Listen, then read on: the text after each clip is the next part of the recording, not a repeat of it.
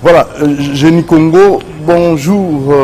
Dans un cadre inhabituel, nous sommes dans l'ancêtre de l'église primitive avec le révérend pasteur Cass qu'on va recevoir pour vous. Merci à Moron Djambé, merci à Leka Bongo, merci à René Makonda, merci à nos exploitants fervents. Et là, je vois Fisson Tunga, Demersi Kifou, Bruno Nzinga. Et qui d'autre Kisha Banjolo aussi, hein? Merci. Et Karine Bébé, vous êtes là aussi. Salutations à vous, c'est ça. Merci d'être José Andia Web.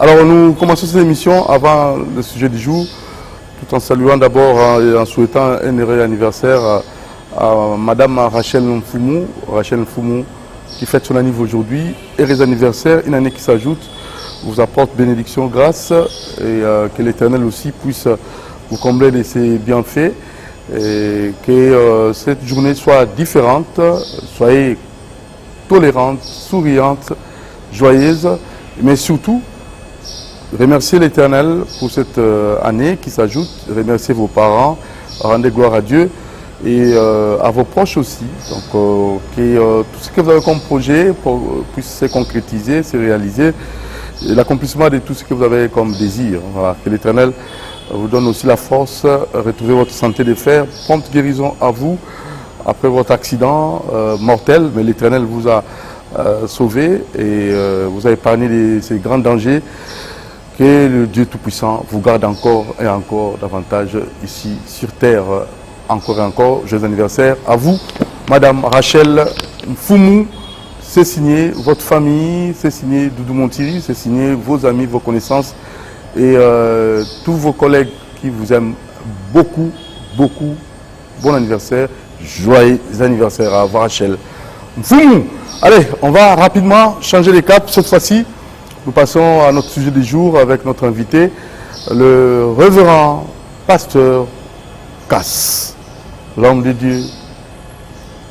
Bonjour, révérend pasteur Cass. Bonjour. Vous allez très bien? Oui, je vais bien. Ah, nous sommes chez vous, dans votre église. Nous avons voulu venir vous rendre visite. Oui, ça va. Mais on va d'abord commencer par les quelques mesures. La présidence de la République qui a donné comme ça quelques orientations et des mesures que nous devons prendre au sérieux. Pour les églises, il faut respecter, il faut limiter le nombre de fidèles. Je ne sais pas si ici, dans votre église, vous devez aussi faire de même.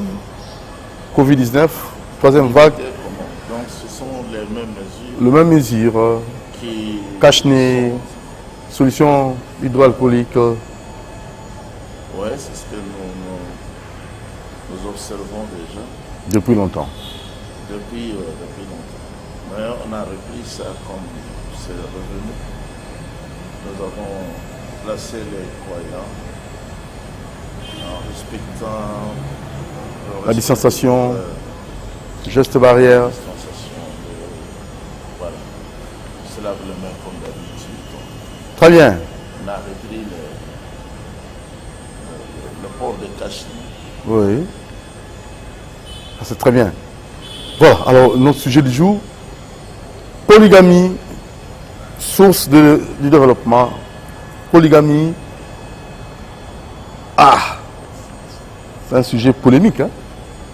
Est-ce que la polygamie peut développer un pays? Un sujet purement complexe, controverse, et les gens sont surpris d'apprendre ça. Et je suis revenu, en fait, nous voulons aborder le même sujet pour encore éclairer le peuple de Dieu. Est-ce que la polygamie peut développer le pays? En quoi la polygamie peut-elle développer notre pays?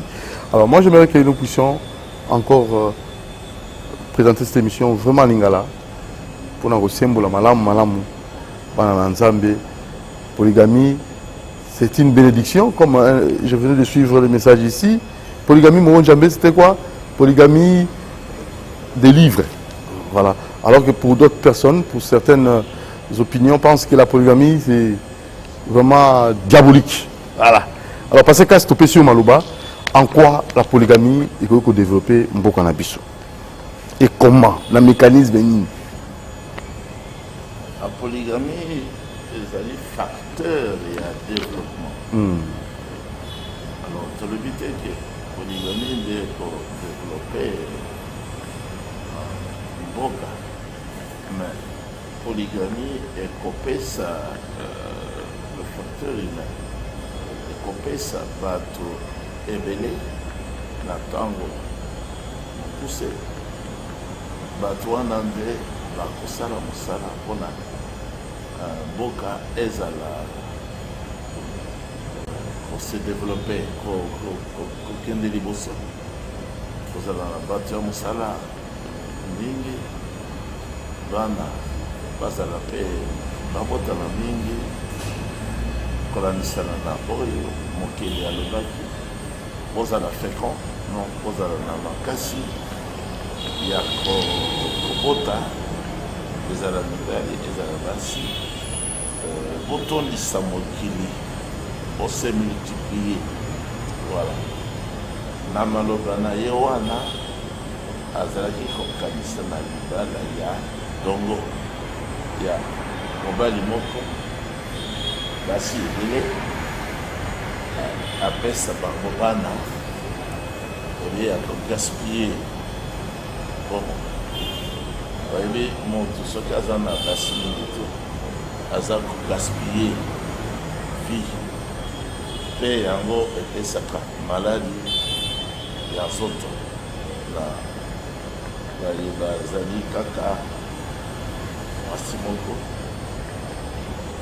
abalaki mwasi akei ou bien mwasi akufi atikali très vite akozwa maladi libele maladi ya basusi maladi ya nzoto mais polygamie yango nde ezali kisi nkolo apesi mpona kopesa délivrance lobiko bana na Israël libota na nzambe ekei liboso kaka na nzela ya libala ya ndongo nangaki na moke Israël oui. na basi mine na bana nangaki afa tozongela polygamie yebi soki nanu mabe oyo ozali komona na monogamie na mariage ya mwasi moko mobali moko mwasi moko mabe nango ezali wapi na inconvénient nini ezali na libala wana mpe mabe nango ezali wapi mpona kozwa yango lokwa facteur ya développement donc mpona yo monogamie ezali facteur ya sous-développement. Bien sûr que oui, tala na libala ya monogamie soki mwasi na yo wana abotaka te esili yo mpe osili defo ozela ye te nzambe esili soki abotaka te tokona bato mosusu bazela mwasi 5 ans 10 ans après mwasi ali kobota patience retard donc ezali mabe soki mwasi abeli yo otikali yo moko ozali mama yo moko ozali papa soki ozalaki na bana soki akei na matanga kolala na matanga bon yo osouffre otikali célibataire ata na Équateur nakanisi eza bamongo nde balobaki mobali moko oza na solo ya ezemba célibataire monzemba donc mais mobali aza moko mwasi moko ezali kopesa idée ya égalité bokokani mais mobali aza mokonzi mingi esengeli azala na bato ya mosala alors mwasi basalaki ye mpo azala motu ya mosala mpo asalela mobali azala mosungi na ye abotela ye bana asala bilanga asala mosala ya ndako basalaki mwasi te mpo abimaka na ndako asala mosala ya bamibali donc polygamie nde ezali kisi likolo apesaki mpona koboya kobengana mpe milimo mabe oyo ya kindumba, oyo ya ekobo, oyo ya mibali na mibali baza kobalana, basi na basi baza kobalana. ekobengana ngo lolenge kani? Polygami nde ezali kotalisaki mobali azali mokonzi ya mwasi, aza na basi ebele, ye azali chef. Lokola mutu ezali mokonzi, alors ezali na binama ebele oyo eselese mutu eza kodeside aza na binama mingi. Alors libala ya polygami yango nde ezali libala ya Nzambe, ton créateur et ton époux, nde libala ya nkolo Yeshua. Nabandisi bino banso na mobali moko oyo akobala bino nkolo Yeshua amaji. Donc wana ezali na 2 Corinthiens chapitre 11. Moto azali polygame, mais azali liboso ya oyo azali na mwasi moko, oyo ya mwasi moko nde akosalela ye mosala. Oyo azali na polygame aza na basi mingi, basi na ye bakosalela ye mosala ye. Oyo polygame aleki monogame. Mais sikoyo soki mpe oza polygame mais moko mpo beli, Pardon? mpo lobi soki moto aza na basi ebele, soki mwasi abeli, mwasi moko abeli, oza na mwasi moko okoma na problème. Soki ozali polygame yo moko mpo beli, Comme na misère, soki yo moko obeli, soki basi baza ebele yo moko obeli, salisa yo basi bakosalisa yo, chômage ekozala na bango te. Soki ezali mpo bakende na yo na hôpital bakokabola misala, ndako na yo ekozala toujours en mouvement, ekozala toujours bien gardé, ekozala toujours na présence ya mama. Monogame azali malheureux. un monogame c'est malheureux. Ah oui, Na ndenge nini? azali malheureux mingi bango te batambolaka na butu kolukaka baprostitue. Monogame Parce que monogamie ezali kaka koannuye. Monogamie ezali monotonie. Monotonie eza malamu ata na biloko ya kolia kaka eloko moko suka posa ekozala lisusu te. Mais soki na mesa basi oyo bayebi kolamba ata ndunda ezala sorte ebele, ozoza bato loka bandunda nayebi te, oyoka malamu. ozoza bato loka bandunda loka bafumbwa. Apesi exemple ata mpona kolia. Ok, olemba yango. Monotonie ekolembisa ye batingo kaka.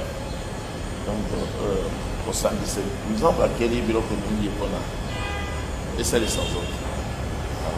Kolia matembele pongo na mesa moke peut-être mwambisi ata fretin, mais kosangisa parce que organisme humain elingi diversité ya biloko.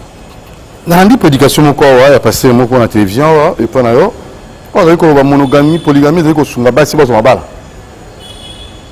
Ezali kisi mpona mibali, ezali kisi mpona basi, ezali ngolu mpo mwasi nyonso atikala kaka boye te kozala mobali mpona libala na ye moko, wana ezali égoïsme.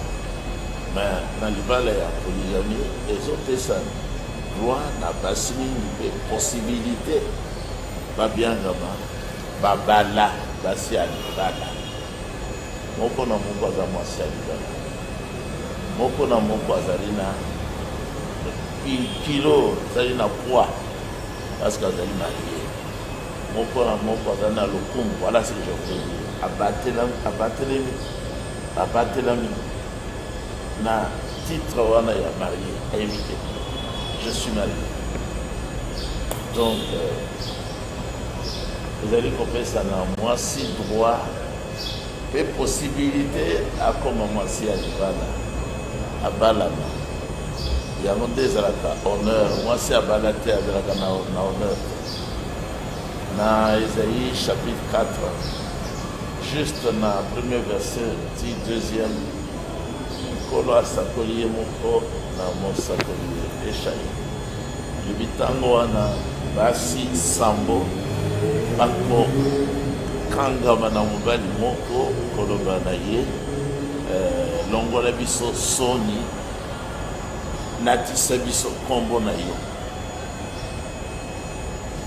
biso tokosala mosala mpona kolia mpona kolata yo bana biso kaka otomema kombo na yo donc 7 mpona nini lokumu ya mwasi ezalaka mosala azosala te na ministère lokumu ezali soki azali na ndako ya libala aza na mobali aza na bana. Polygamie, facteur de développement, la maman au Rubal est belé, va vous permettre que vous aurez la banne et belé. Du développement vous aurez la banne. Déjà, dans le développé. Famille n'a eu. Mais tu as 30 enfants. Famille n'a eu, développé. Développer, c'est-à-dire école monnaie. Au multipliez-vous. C'est le Seigneur qui a dit. Soyez féconds.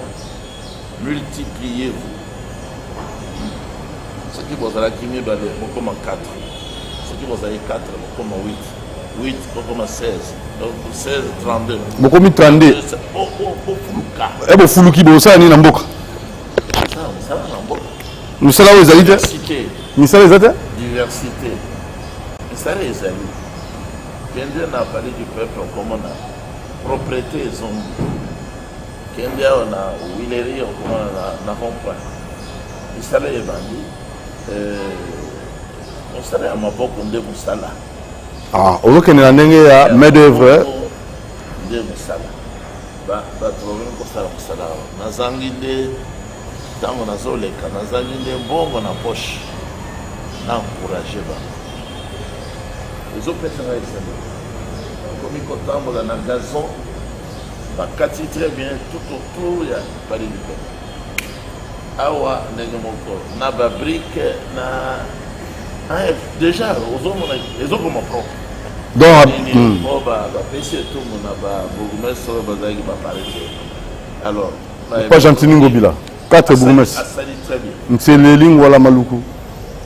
Na mususu ya commune Kinshasa.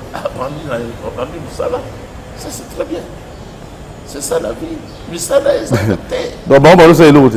Mais ça ils ont. Ba bourgmestre c'est pour ça. Parce que ça est l'autre. Parce que na mayele ya kobe bisa. Mais ça les gros dans le.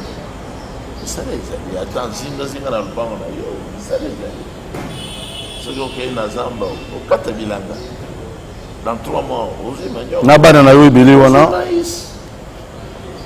na bana na yo ebele bako salisa yo yo moza bilanga bana na bilanga hectare oui vers Bandou bana bazo sala bilanga ba mama basi ba ko sala basi na classe kulutu na ngaya zo sa azai ko salisa bilanga wana mais kolo azuyi neve nanga aza sikasikoyo azaki mbongo lobi akende kosurveiller moto bazotia na zamba po ebebisa bilanga te sikoyo bamama nde bazali kokende kosala récolte te tozwaka bana bato kuna ya mosala eko basi ebele oyo bakosala nini développement ngwani okende eza mosika eza mosika me balingaka mibale déjà bazali moko na bilanga na ye mosusu na oyo ayebi parce que kasi eza mosika nzela nano efungwami te nzela ya kokende nano efungwami te eza na embouteillage parce que kasi toloba vrai toloba polele toloba bosolo ozali moko umeli na ministère na yo pastoral est-ce que bamonogame mpenza bazalaka bamonogame ya solo to bazali polygame déguisé.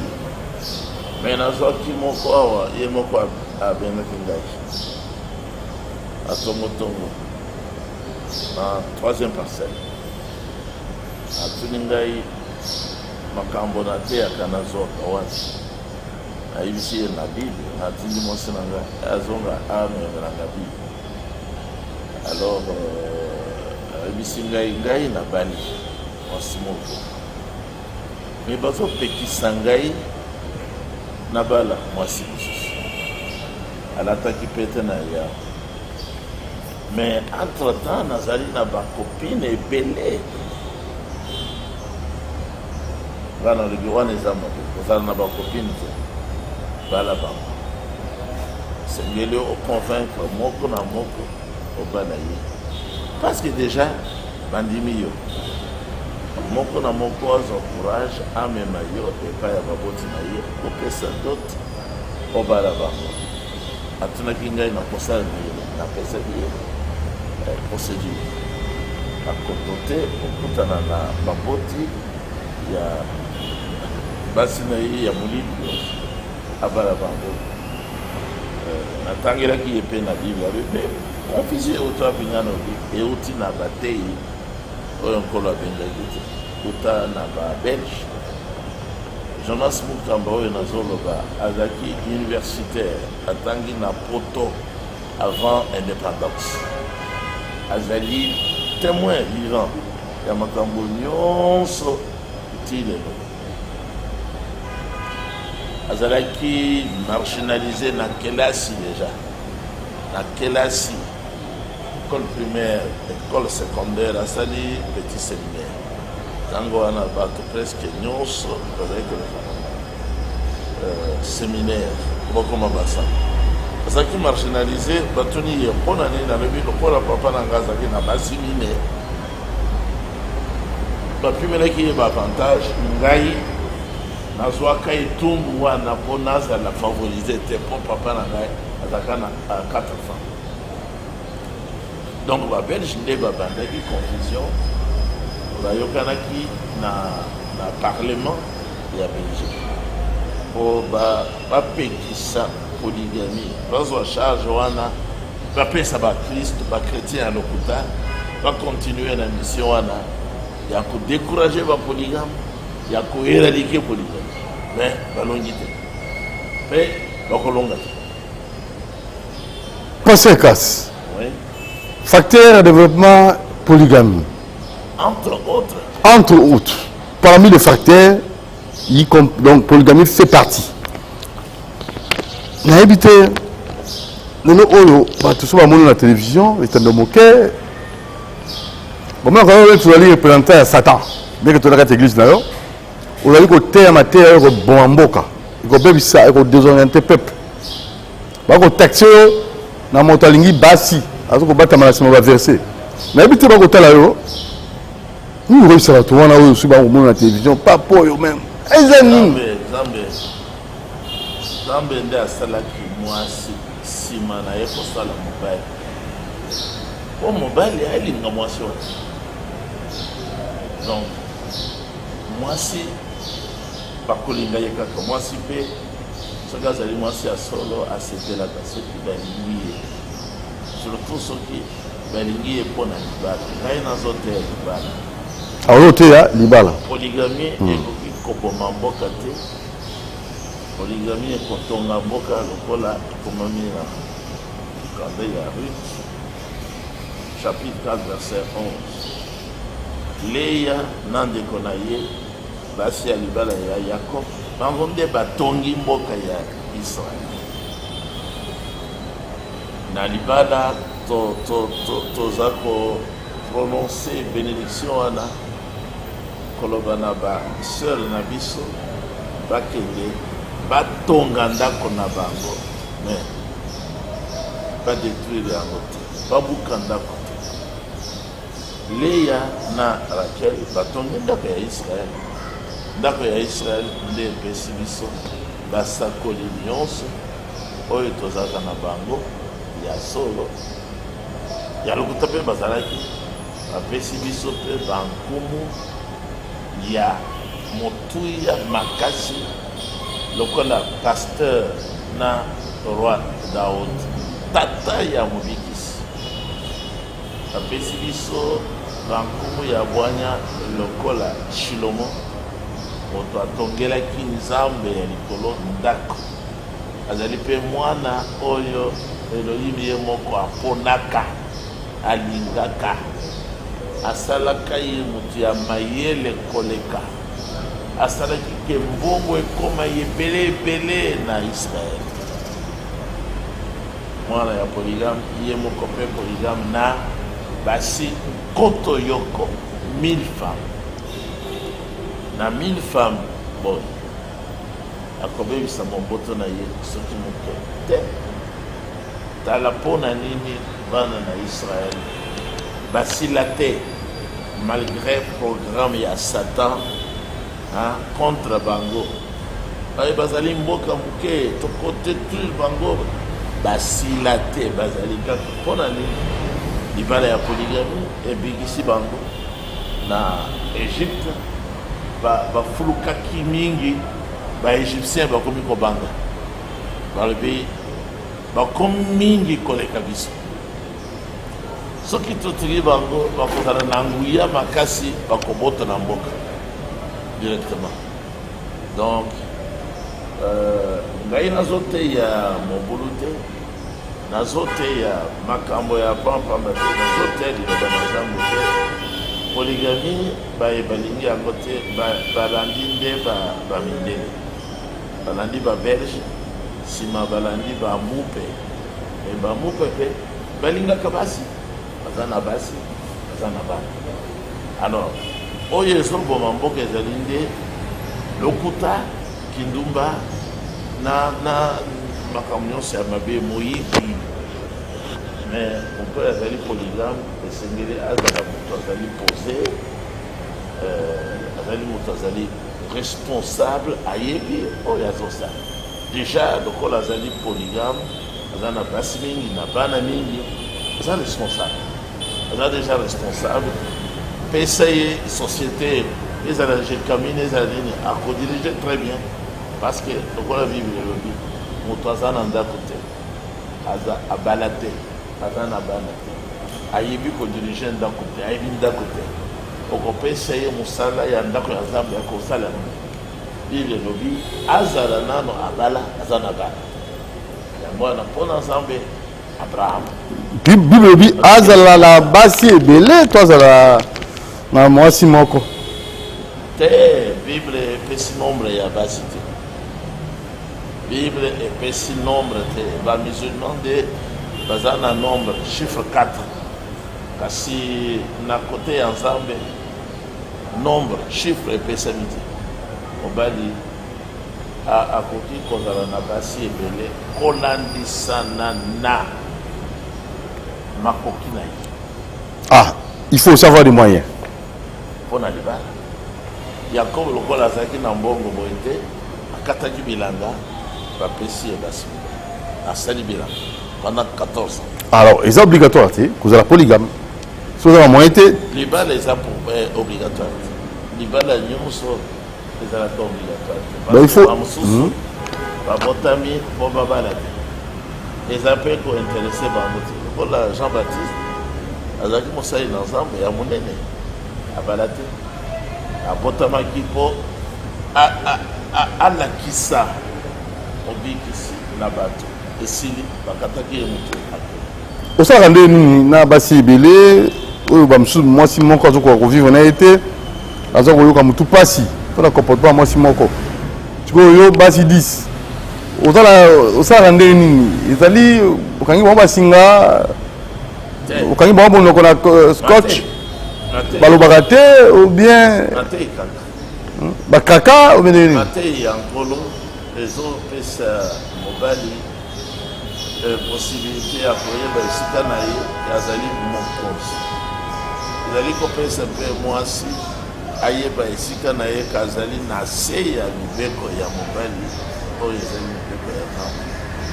Donc mais discipline mpe ezali oyo asali mabe kopesa ye punition po azongela yango lisusu. Ndenge wana nde ngai na kambaka libota na ngai ezala bana ezala bamama na bango, simplicité na ngai, considération et l'amour que j'ai envers toutes mes femmes. C'est comme ça que j'arrive à les dire. Donc vous avez 10 chambres apparemment. 10 chambres. Oui, ils sont à 10. Donc, on a d'accord. Oui, Ensemble. ensemble. Personne ne sort, personne ne bouge. Sortir comment? De bouche. Dans mon numéro, tu pas qui. Donc, personne ne sort, personne ne bouge. Avant de sortir, On n'est pas bouge. ils ont dit, on s'en va, on est. Donc, Moutaron s'est déplacé. Demander la La- sortie. Et ça s'est fait. Je vais aller au marché, je vais aller acheter les médicaments. Et vous évaluez les aliments. Oui, c'est ça. Si vous trouvez que ça est bien, ou accordé, sinon. Je vais aller voir ma famille, ainsi de suite. Et arrive de par moment, Bango se dit, bah, bien, tu vas Non, je ne peux pas. Maintenant que tu as la vie, et là, on peut regarder dans la ville. ban. Tout sauf ça, dans la ville. Pour la banane. Ban et Sengeli, bazala na baoui baza kobatela. Ça c'est bien. Mais quel comportement? Oui, développement c'est bien. Tout le monde, émancipation de la femme, il y a qui pour le développement, il y a qui pour l'épanouissement à moi aussi. Égalité, il y a qui pour la moi aussi place voir le devant. C'est que yo, basi, oh, dans bango, pasteur casse, parce que basi, oh, est-ce que basa émancipé? Est-ce que autonomisation est allée? Est-ce que bazali la facilité à ça de misala? Nous sommes égalité. D'abord émancipation. Depuis Mobutu, na maïman sur le bio na autonomisation Ya basi. quand tu as dit la Bible il y a un grand échec. Ce qui mboke comme na isikawana échoué. Développement oui pour le bayango de société. Ce que l'ongoli moi si na place na ye na ndako. Osali ata aza la présidente ya mboka. C'est l'échec. Échec wana. Parce que moi c'est à quelqu'un pour diriger Polo aboyi. Aboyi kutu moi c'est à teya le banaye à telemawa. Na cher. Na cher abanda polaris. Le lobby basala yesiba. Sima yesini. Tunde sima mobali. Na création originelle il y a la carte. Moi c'est à la carte. Donc assis au sani. Bayaki kosala yesi. Na côte. Pona mobali. Basalaki était pour que Dieu. Quand la tous en Amérique, c'est quoi moi a commis sous-présidente, vice-présidente. On va dire qu'il y a cause de la sous na pouvoir du colon. Donc émancipation, égalité, droit. C'est ça le développement de la femme. Ce n'est pas le développement, ça c'est la régression. La régression. Développement est. Donc la femme ne peut pas étudier. La femme ne peut pas travailler. Ce n'est pas ça l'émancipation. Et c'est ayekola te soko ayebi mosala na ndako réussite ya moi. Aba olamba fufu, aba olamba biloko, akoma lopango la asko bilamba. Mosala Na na ma bébé. mosala na ye yango. Kata bilanga. Mosolo ba émancipation. Belinga kobote les sources. Ya on est comme mboka. Parce que akolinga te atambola na mwana. Akolinga te atambola na grossesse. Omoni alongwe na place na ye ayaki pour a botela mobali ba. Avant nanda amel sabandi. Yani alingante. Ezate. Ake mosala. Abanda koseka. Abanda koseka yango. Abanda kaka nanda ko. Wana me semon libé. Wana zaishi mwasite. Na komi rideau ya ndako. Wana zaishi mwasite. Akomi nani? Akomi rebelle. Na rebelle force na nini? Rebelle vis-à-vis de la parole du Seigneur. Elle devient une malédiction. Pour l'homme et pour l'humanité. Elle devient une malédiction devant le Seigneur. Ça c'est. Maintenant, biloko ndo so na Nations Unies, ils ko C'est fait écrire. Azala occupé aux soins domestiques. la femme. Basala kaye. Pona mobali asala mosala epai. Dans un roi boy Te domestique. mosungi. Ah. Mais musunga koko Vous allez défendre Azwata. Basalaka y était pour Azwa les devant. Basalaka y est pour Azala. Attends l'église. Alors bakate. Oh. Afin d'Akimia na suki ebele ezokitelaye tina seko. On a collé qui elle est soumise à l'autorité dont elle dépend. Place d'ailleurs. Déjà des femmes, eux, ils basent dans la monde. Mais tu vas si tu as un kilo, tu as sika. Na antiquité kuna, modernisation y est. Donc on a basi basante. Bible est sur le 1 Pierre 3. Bon mais qu'on a basi basante, qu'on a Sarah. Azaki kotosa na mobali na ye kobenga kaye kolo Seigneur. Bobanga te. Bolanda de modèle wana. Bino banso vous allez bana ça. Voilà, alors il nous reste 10 minutes avant tout côté la rubrique diététique, c'est ça? Parce que casse Génie Congo, là maintenant toujours le quoi la génie. Namboka na biso, mon amboka, au couper ça c'est 10 minutes auto échange tout ça là pour le développement amboka na biso parce que toi maintenant qui t'a déjà 61 ans, les pandas na biso koka. Le 30 juin on va trouver 61 ans, au toujours les pandas. Alors en tant que génie, ni regrouper ça comme proposition pour na boka na biso to koka penza cause la fière papa 61 a tellement le dit enfin c'est simple. Le président, où il y a présidé, où il y a la chair et en boca, il y a des pasteurs en boca. Il y a un peu de Sengaki Nankolo, il y a Banana Israël Aya. Aya afin de la trône à régner. À régner, c'est-à-dire, où il y a le bindé au salut. Alors, c'est dans la Bible, Azwa Mibeko Yankolo a appliqué Yango, a convaincre les députés. Bazwa Yango. Le Kola Oyo, Tchani a ici a proposé, on a, quand le président Sengei, Tatana Yo, na Maman Yo, Bazala Bakokole.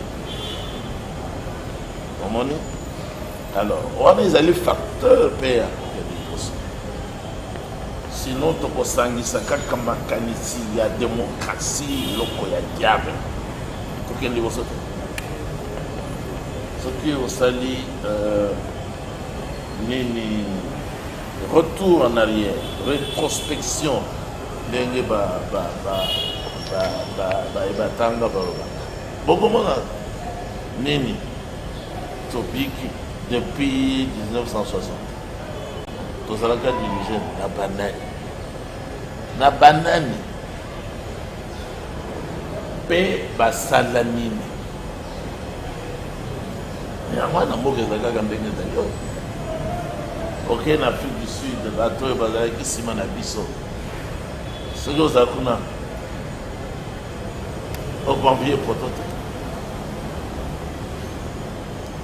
soki ozala na Kenya bazolia banane bandele ezali on va inviter Mabota une société.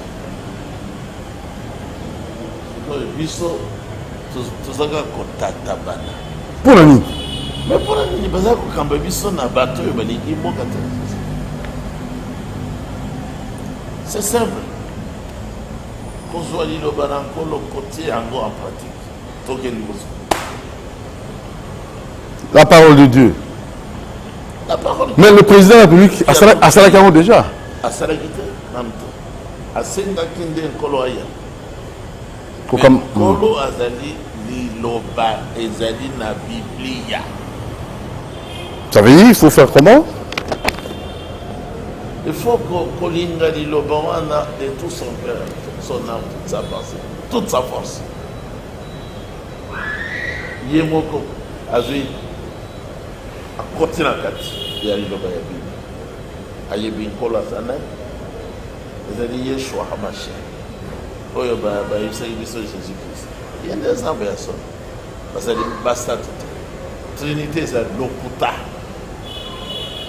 Mokele azali moko lokola yo azali moko. Yeshua Hamashia. Ajubeli Matis. Libotanaï. Bisobans. Tolandi. Confession. Maintenant, oyo bayibaki. Base la gakate. Inspection. Mangomoko bakel liboso. Batubela. Bagena baye le peuple. Batubela basomo. Bazongisa biloko. Bandako. Bongo. Tout ça. Ba confesser. Ndenge nini Lumumba kufaki. Mukamba yeli. Ndenge Lumumba. Azaki na avion. Azotanga ba kombo ya bato ba simba ki Lumumba. Moko azaki pe moko soki ba le bandeko ya Lumumba. Azotanga ba kombo na ba. Zoba kandolo kasadi na misati. Iya azaki na avion wana lobi na kota ikuna na éviter tozokende wapi. Mena yoki bato bazo beta na na Lumumba. Bazaki soki misati. Confession. Koyeba nyonso bato bakufi ndenge nini koloba kosenga bolimbisi makila epanzani mingi na mboka sikoyo makambo ya politike lokuta kosimba tokende liboso ndenge faut repentance générale bayebasi basi ya bato balela batubela basi bazongisa bayebaza na basi babombi bango na bana baloba na bana pour Nzambe ayaka na nzela ya repentance boleli ya masu mbegise bele bango bato bakosambela sambelo oyo bazosambela nini bango bazoteya lokuta bazosambela nini fo kosambela Nzambe ya Israel fo kolinga Israel kolinga liloba oyo batikeli biso na bana ya polygame bana na Israel azali polygame Abraham otika makambo ya babuku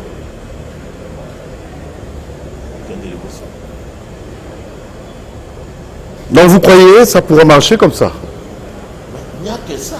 Mais pourquoi est-ce que le président n'a invité que ces dieux-là? Parce qu'il sait, allez en Israël. Moi j'étais en Israël. Kéli Bosso va développer technique. Irrigation. Vous les avez peut-être pas là-bas. Vous les avez parce que bazalaki na munition ya ça. Mais bazo mema mai longwa na balak. Bazo mema mai na batio na racine ya chaque plante. Bénédiction ça. Bana polina. Basali bilanga ebele. Vous les avez bazo ça la produit agricole kolei sabato yo bazako souffrir na poto na ba changement ya saison bazanga ka ba produit moko boy na Israël ba yebi ndeni ni ya ko produire toujours dans chaque saison bango ko zo le batango za kuna otinda bana bino ba ya ko yekola agriculture basilisi bazongi basalisa agriculture. J'ai dit que politique. Mais il faut coller. C'est la politique aux autres. Bango balingi d'abord bilanga.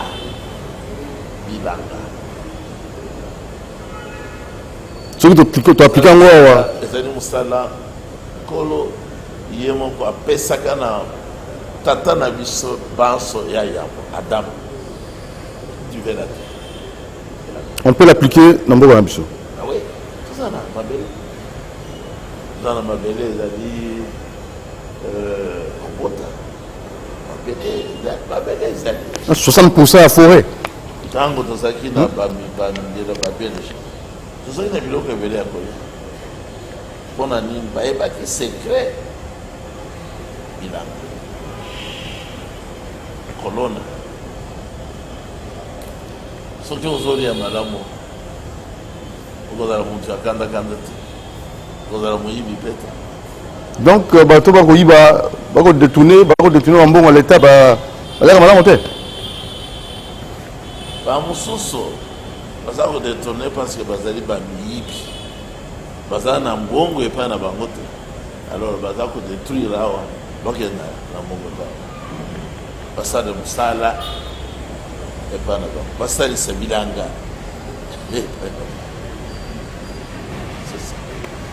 Parce que nous sommes arrivés au terme, en termes de conclusion, bato bako benga yo, bako koya na église, et c'est là tous aliawa, adresse nango, tout ce qu'ici.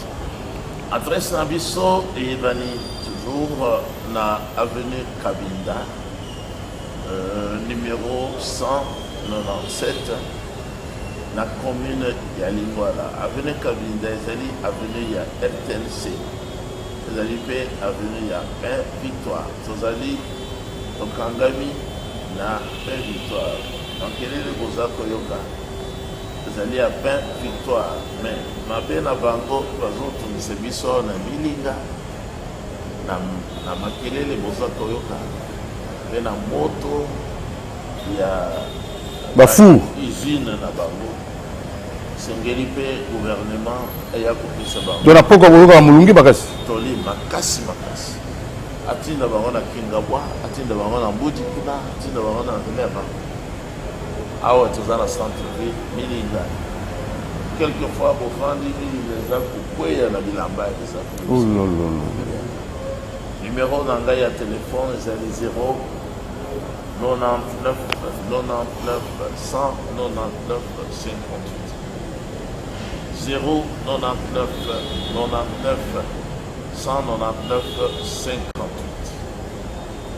Que le Seigneur vous bénisse. Merci Pasteur Kass, merci Nabande Kobalandi, tout ce qui ici, dans la rubrique diététique, avec le docteur Athanas, Oyo, a petite explication, importance, conseil à Ndenge Moutoussene Kolia,